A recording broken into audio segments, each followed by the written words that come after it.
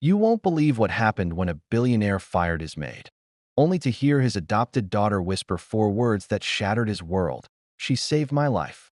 It started inside the Whitmore mansion, a fortress of glass and gold perched on a California hillside. Everything inside gleamed, marble floors polished to perfection, chandeliers dripping with crystal, security guards patrolling silently. To outsiders, it was the picture of success. But to those who worked inside, it was a place ruled by silence, pressure, and fear. Daniel Whitmore was a billionaire with everything except warmth. His life revolved around meetings, acquisitions, and headlines. His presence could freeze a room. He had no time for emotions, no patience for mistakes. To him, loyalty came with a paycheck. Then there was Elena Rivera, the maid. In her 40s, calm, with tired eyes that somehow still carried hope. She'd lost her husband to illness years ago and worked day and night to send money to her only son, a soldier stationed overseas. Elena wasn't just there to clean, she was there to care. She noticed when people were hurting, even when they hid it well. And that's how she noticed Lily. Lily Whitmore was Daniel's adopted daughter, 10 years old, fragile, and quiet as a whisper. She'd come from a broken background before Daniel adopted her 3 years earlier. Though she had everything money could buy, she had nightmares almost every night, and Daniel, always busy, didn't know how to reach her. Elena did.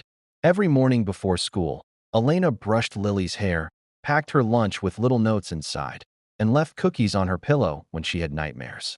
Slowly, Lily began to smile again. She started drawing pictures of her 2 moms, her real one in heaven, and Elena, the one who made her feel safe.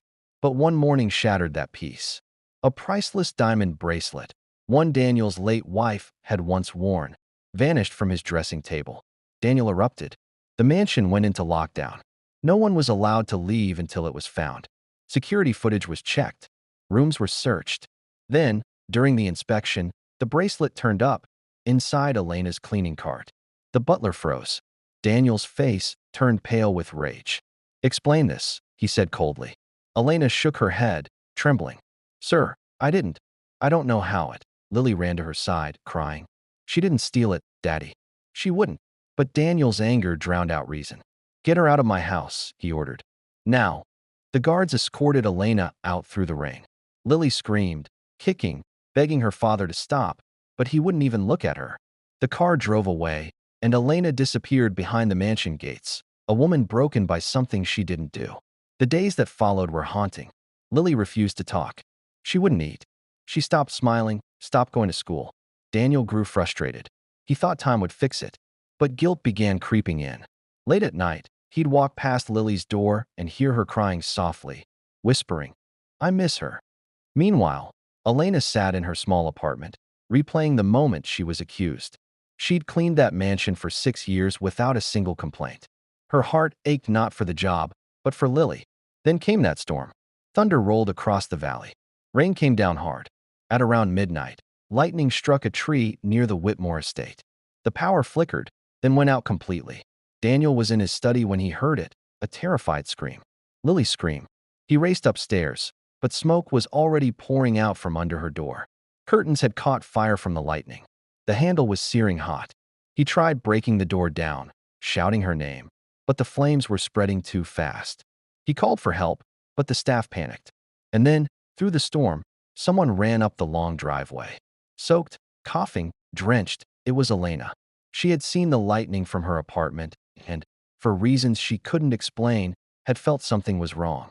She grabbed a soaked blanket and sprinted through the storm toward the mansion. The guard shouted at her, but she didn't stop. She smashed through a side window, crawling through smoke and ash. Inside, the heat was unbearable. The air burned her lungs. But she kept going, following the sound of Lily's cries. She found her curled up under the bed, coughing, terrified. Elena wrapped her in the wet blanket and whispered, "Close your eyes, sweetheart. I've got you." She used her body as a shield, pushing through fire, tripping, choking, but never letting go. When she stumbled out into the rain, Lily was in her arms, trembling but alive. Paramedics rushed in moments later. Elena collapsed on the wet grass, coughing up smoke. Lily clung to her hand, refusing to let go. Daniel stood frozen, watching the woman he'd thrown out risk her life to save the child he loved. At the hospital, the doctor said Lily had mild burns and smoke inhalation, but she would recover fully. Daniel waited outside the room, listening as Lily whispered through her oxygen mask, "Daddy, she saved my life." Those words crushed him. He walked into Elena's hospital room hours later, his voice shaking. "I don't deserve to ask this," he said. "But can you forgive me?" Elena smiled weakly. "You were protecting your home, sir. You just didn't see who your real family was." Tears rolled down his cheeks. "I don't want to lose either of you again." Weeks passed. The truth eventually surfaced. The bracelet hadn't been stolen by Elena. It had been taken by a visiting associate's assistant who was later caught trying to sell it online. Daniel was devastated. He offered Elena her job back, but she refused, not out of anger, but because she wanted to return only if she was treated as family, not staff. So Daniel made her Lily's official guardian and companion. And more than that, he asked her to help him learn how to be a real father. He transformed his mansion into a home. No more cold silence, no more lifeless halls. He spent mornings making breakfast with them, evenings reading stories by the fireplace. Lily blossomed, Elena healed, and Daniel changed, not overnight, but slowly, through humility. Months later, during a charity gala at the mansion, reporters asked Daniel what inspired him to start a foundation for single mothers. He simply looked at Elena across the room, sitting beside Lily, both laughing softly. "She did," he said quietly. "A woman who reminded me that kindness is stronger than wealth, and that sometimes the people you overlook are the ones who save your life." From then on, the Whitmore mansion wasn't a monument to power anymore. It was a home filled with warmth, laughter, and second chances. Because sometimes the richest man in the world is the one who learns how to love again. If you're part of the Black Visionaries family, hit that like button right now and subscribe for more stories that remind us that no matter how powerful you are, it's compassion that makes you truly human.